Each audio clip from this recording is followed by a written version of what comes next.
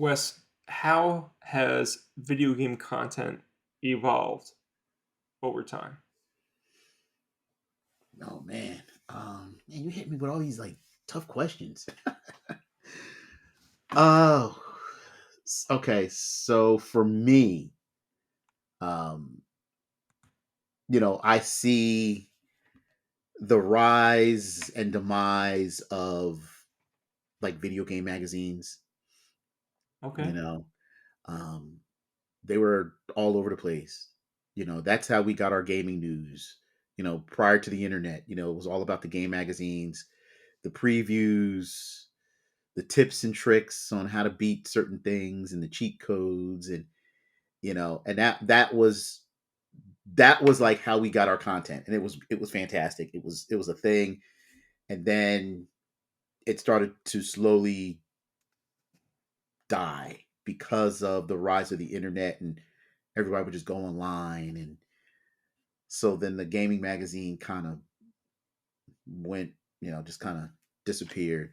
um it was, there were a whole bunch of them. Die Hard Game Fan Magazine, which I loved, EGM, then Game Pro, and then we had official Xbox Mag, which gave us playable demos. The PlayStation Magazine gave us playable demos. So again, so we were, it was great because it was try before you buy type thing, and it was it Definitely. was it, it was good. I mean, demos still exist through digital, They do, but to some you know, extent. but that for me, that's the one thing that definitely evolved as far as game content and how it's delivered. Yeah, magazines certainly, I'm nostalgic about that. There's a guy I watched on the internet who he does a couple different things, but like one of the big things he does is like he goes over video game magazines and he'll talk about different sections and show you guys videos and stuff. Uh, his website or his YouTube channel is Classic Gaming Quarterly, and I like that a lot because the dude's like just calm and chill, and he's just talking to you about you know whatever the content is in the magazine. And he was obviously younger but alive during that time and can give you some more context as to what was happening with these games. And many times he shows you gameplay. Those are some of my favorite videos on YouTube, and they're Hmm. very like not too complicated. He's capturing some gameplay. He's showing you the magazine. Not saying it's not time consuming. It does take time to make all that stuff, but Hmm. it's it's not incredibly difficult to do as long as you have the right tools. And going back and checking out those magazines is awesome, man. It's an awesome nostalgia hit. And I got rid of all of my magazines for the most part. I have hardly any left. Real? So Oh man, I still have a good majority of all my game magazines. I'm like a pack rat, man. I can't get rid of nothing because I like to, every now and then I'll go back and revisit, just kind of remember where we came from. Like I was reading Next Gen magazine, and the Dreamcast was like their feature story, and they were previewing, all the games that were coming out at launch, and talking about the system, and I love going back and looking at all those, and reliving that time. It was fun. It was fun. Game magazines were great. I look forward to every issue. I would go to the store and pick up, it started out with like Game Pro. That was like the first one I subscribed to. I had Game Pro, Hmm. Nintendo Powers. I had a subscription to that at some point, but not like early on. Like Nintendo Power would be like I would pick it up at a store randomly. Like, oh, this is a cool issue of Nintendo Power. Hmm. Then I got into Game Pro. Then during like the N64 era, I was picking up all sorts of magazines. I couldn't even tell you what it was. There was like an unofficial N64 magazine that I absolutely loved. They had like high gloss pictures. It was like super nice. But that was like a random magazine that like was only around during the heyday of the N64 and then disappeared a few years later. And you know, the demos were awesome. Like especially like that PS2, Xbox One, or Hmm. original Xbox and like 360 era, getting those demo discs was something awesome. Checking Yeah. out games for the first time on there. The 360 had exclusive Rock Band tracks on one of them, and that was awesome to get. They were from Okay. like developers of the game, like their Hmm. bands were on there. but there were some cool tracks in there. Like getting extra tracks just because you bought the magazine was like, that's so cool, man. That's amazing. Imagine if you bought a magazine and you got like, extra download packs in Call of Duty or extra fighters Mhm. in a fighting game. That's pretty much what it was. Yeah, yeah. Oh man, I remember those. Those were great. But I think one of my favorite at that time gaming magazines was Die Hard Game Fan magazine because they had a section that covered just importing games, like Okay. news in Japan, and I was big into importing back then, like everybody knows, and it kind of gave you a look on what's coming or what's being talked about in Japan, what's hot in Japan, and they reviewed a lot of import stuff. So when I at the time I was buying tons of import games, it helped me with my decision making because you couldn't get your hands on it. Internet kind of didn't exist. Right. You had So to read it all. so I had to rely on them to say, okay, this is worth spending the extra cash to import this if you're into that type of thing. Yeah, I can see that being one of your favorite magazines for sure. It was great, man. I love that magazine. I love that magazine. But and just as we love the magazines, and they died, so did the strategy guides. Man, strategy guides they were it back in the day, if we can call that back in the day. So strategy guides still exist today. They're on a far smaller scale than what they've ever been before. They make them for usually RPGs now. There's probably a handful that come out every year, as opposed to when you and I worked together back in the day. There was a strategy guide for everything. It didn't Everything. matter. It didn't matter what dumpster fire you put out. There was a strategy guide for that game, and it was our Yep. job to try to get you to buy it. This doesn't matter what the game was. Yep. And there were multiple copies or multiple publishers putting out guides for the same game. So, for example, Final Fantasy VII, I think there were like 7 or 8 different strategy guides for Final Fantasy, and they were all put out by different people. Yeah, and some would be better than others. So it was always like a crapshoot. Sometimes you'd buy the Prima one, and that would be the best one. Sometimes you buy the Brady Games one, and that's the Mm-hmm. best one. Mm-hmm. Some It wasn't always. It was not likely most of the time. But sometimes you'd even get the official Nintendo magazine, and that would or strategy guide, and that would Yep. actually be the best one. Even though most of the time I would say that's not correct. Like usually the other ones were better than the Nintendo ones for the most part. Well, yeah, that back then they would entice you to buy their strategy guide with like artwork, a poster, um, Hmm. the little things to high gloss pictures to Yep. kind of make them stand out over the competition.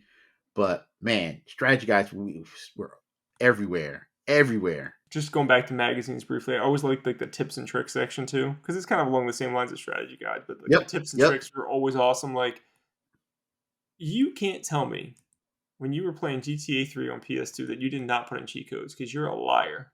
That's what you are, sir. A liar. 99.9% of all people who touch GTA 3 use those cheat codes. I think everybody used cheat codes. Yeah. It's like I need a gun. You do some crazy thing with your fingers. I couldn't even tell you what it Hmm. was now, but I had it memorized. Be like, boom, have every gun. There you Like, go. yeah. There you go. And I remember because the magazines, some of them were sealed like polybagged, but most Hmm. of them weren't. And then you'd have the little kids with their little pen and paper sitting on the floor copying down All the all codes and the codes and stuff. yeah, the tricks and the tips, no doubt. Uh, Yeah. Like nowadays, if strategy guides were still a thing, like commonly, people would mhm. just go in there with their cell phones and be like taking a picture of like whatever they needed help with. Whatever they needed. Yep. Right. Yep. But we don't have that because we have YouTube now. They'll just watch a video and like, oh, that's what I do. All right. So with the rise of internet, you had GameFAQs, which is a website. It's a cool website, that you can go and type in a game, and they would give you, a walkthrough on the entire game. And if you got stuck, you just look at your section. So with stuff like that, and like you said, YouTube, it just who needs a strategy guide when I can just go online and get it for free? Yeah, yeah, that started to put a dent in there. And you got like IGN has like a wikis page, and there's all these wikis for like things, which are basically like digital versions of strategy guides. So I can kind of see why those died, but they are coming back. Like I mentioned earlier, there's independent um, places that are doing this. There's independent people making Hmm. like hand drawn strategy guides, which are super super cool. Limited run games just announced they're making Press Run. Press Run is a physically printed, press of essentially strategy guides and different books related to video games. Hmm. And I think their first issue is coming out pretty soon. Okay. Um, so there's things like that. Magazines in America are mostly dead, except for Game Informer. But if you go to places like the UK or over in Europe, they do magazines are actually doing pretty decent as far as I understand. In like the UK, like they're surviving, which is crazy. It's crazy to think about. That is crazy, huh? But I would love to go there just to see like what their gaming magazines look like today. Like that's amazing. Like because we only get Game Informer. That's it. Right. Yeah, I wonder if like in Japan if there's still like game magazines that are being published on a regular. I mean, I think Hmm. Famitsu is still coming out. Okay. That's like the most formidable magazine from Japan, like for Hmm. the longest time. They've been around forever, so I'm sure they're still around. But it's still got to be like on the decline. Like how? Like the internet killed all that, right? Oh yeah. So these websites came in, IGN, GameSpot, these massive websites started taking over, Hmm. right? I remember being on the computer lab in like sixth grade and like, this is great. I can look all this stuff up about video games. This is amazing. And that killed magazines. And now we're at a point in 2022 where those websites are starting to struggle. And content creation, like the stuff that we're doing, Hmm. is killing, you know, the websites. Don't get me wrong. I think things like IGN and GameSpot, like the The major big ones. websites, Oh yeah. will some last, but like the medium sized ones are going to disappear, and what you're going to be left with is these giant, massive ones, and then these much smaller things that are like more like what we do, like blogs. We have a blog, um, you know, creating videos for YouTube, creating podcasts. Hmm. This is really where we're at as far as now goes. And that doesn't mean that say that this is going to stay. It can change again. Something else might come out in a few years and this might all be dead. I don't see that happening anytime soon, but it's certainly possible. That's true. That's true. Anything is possible. I mean, what we say now, give it 5 years, we blink, and then that'll be replaced with something else. I mean, the next big thing, in my opinion, would probably be virtual reality, where you know Twitch is probably closer to that because you're like live streaming, you're interacting with Hmm. people. But just to put on a headset and you feel like you're in the same room with somebody else. Like I could put instead of me and you talking through cameras right now, we would just both put on a headset and we would be in the same room Same room. and we'd be recording our show together. Like that's probably where we're headed. Interesting to see. Yeah. But the content just think about how fast everything changed, right? You had next to nothing during Atari. Then you had, like probably like fanzines and stuff coming out then. Then Hmm. you had magazines. Then you have the internet. And you still have like fanzines and stuff, lingering around now. Then you have content creators and influencers that are making stuff like we make. And none of it's guaranteed. None of it. Obviously, if you look at the history, it's all changed over time. It's going Hmm. to continue to change. And the only people that are going to last are the ones that change with it. And you're starting to see, if you watch like videos on some of the bigger websites now, they look more like YouTube videos because the very smart and, YouTube channels that are outstanding have done things like created thumbnails that sell their product well and things like that. And you're seeing like those major companies do that now just to get the views. But it's coming off like a little cheap just because it's like you're a huge company. Why are you doing Yeah. this? Because they want the views too. You know, the last thing I wanted to mention is G4, just because it's in the news recently, and this kind of fits what we just talked about, right? G4 came out early 2000s, I would say, like Yeah, 2001, 2002. I don't have the exact date, but it was the early 2000s. And it was really cool because there was nothing like it. it was. It was all a channel dedicated to nothing but video games. Right. Now think about when this was. Pre-smartphone, right? Hmm. Pre-YouTube. It was a different world back then. And then they died, as things like, you know, major websites and YouTube started covering content differently. They started making their own videos and started really competing with G4. And G4 went away. Then they came back With like a 2 year or years two ago. ago. Yeah, yeah. 2 years ago was like the unofficial comeback. 1 year ago was like the official comeback. And here we are. Yeah, I don't think it's even been a full year. And they canceled G4 again. Like completely killed it. Like, why? Do you know? Yeah, the views. The amount of money they put into it and what they were Hmm. getting out of it was not equal. Millions of dollars put in. And not even doing close to what some of the bigger YouTubers do. They got some like, subscribers and like people watching their content and stuff just Hmm. because people remembered what G4 was. But for the Right. most part, they, what they got was a nostalgic audience that remembered what they were, that went back to them. And they probably got next to no new audience at all because no one knew who the hell they were.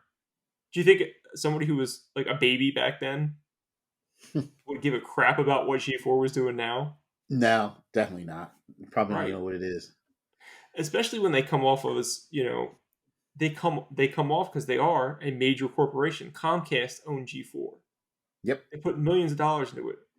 People don't want to see that now. They want to see smaller operations. They want to see people that they can actually interact with. They want to see people that are in a smaller community. They don't want these massive websites or organizations making the stuff and trying to sell it to you as it being like more more of what you're used to. This is what we're used to now. Not that you're bringing back what was there before, which didn't fit then and doesn't fit now. So what are you doing? Oh man, I loved G4 back in the day. Like when it So did originally I. launched, it was great. I remember one show, I can't remember the name of it, but it was I think it was called Game Trailers. It was all about like game trailers. Machinima, And I believe. was that it? Machinima or Machinima Tech or something like that. I know what show you're talking about. I think it's Mhm. one of those names. Yeah, it just showed, it was a half an hour show, and they just showed like 5 or 6 game trailers of stuff coming out. It was great. I love that. They Yeah, had Attack man. of the Show. They had, Attack of you the Show know, was great. X Play used to be great back then. X Play was great. I mean, it was, and it was all about games, but it kind of, I think when with the return of G4, it kind of became like MTV. Like MTV used to play music videos. MTV don't play no music videos anymore. It's like G4. It should have been about games, and it kind of was like about everything else but games. Yeah, it ended up only being like a few shows about games, and it was like, it was hard for them to retain an audience, so they started putting out other stuff. Like you would be like watching X Play, and then there'd be like a rerun of Cops. Like, oh, that's that's weird. And then you'd be like watching, Attack of the Show, and it's like, oh, Ninja Warrior with dubs in English. Okay, I mean the show was interesting, but it's like they didn't have Yeah. enough content to support what they wanted to do. And when they came back, the correct thing to do would have been to start off on a smaller scale and try to grow it from there instead of just here's hundreds of employees, here's a gigantic office space, here's multi-million dollars of overhead. What did you think was going to happen? Like, Mm-mm-mm. if they started it small and grew it, they might have been okay. But to go from 0 to 60 in such a short amount of time doesn't make any sense. Oh, G4. I guess it'll be another 20 years and we'll see a revival again. I watched a little bit of their content, but even then it was like, it feels like somewhere in the middle. It's like you guys are trying to be more like down to earth with stuff, but it's also like kind of having like that G4 taste left in your mouth when you're done. It's like, yeah, that was kind of weird, but all right. Like, it didn't make sense. It doesn't make sense. And I guess that's why it's not here. Yeah. Oh, well. But I do wish all those people who lost their jobs, good fortunes, and I hope they find a path. And I'm sure some of them are okay already, but Oh, yeah. I'm sure a lot of the hosts had huge following. So yeah, I, hopefully it'll be okay. definitely. Many of the people behind the scenes are probably going to have to look for new jobs, though. So those people, I feel more for the editors and cameramen and Mm. whoever else they have. All right, guys. So that has been this edition of the Enthusiast Gaming Podcast. Thank you guys for joining us. Please consider going and supporting us over on Patreon, patreon.com/nerdenthusiast. You can support us for as little as $1 a month. Make sure you guys follow us over on Twitter, Instagram, TikTok, YouTube, all those things. Like and subscribe on YouTube, please. Give us a 5-star rating on podcast services, Apple Podcasts and Spotify. And finally, Wes, if people want to follow you, where can they do so? You can find me on Instagram at Grendel5XBX. And you guys can follow me at FromNJ2CA. The 2 is a number 2 over on Twitter. Thank you for joining us this episode. We hope you have a great rest of your day. And until next time, you guys take care. Have a good one, guys.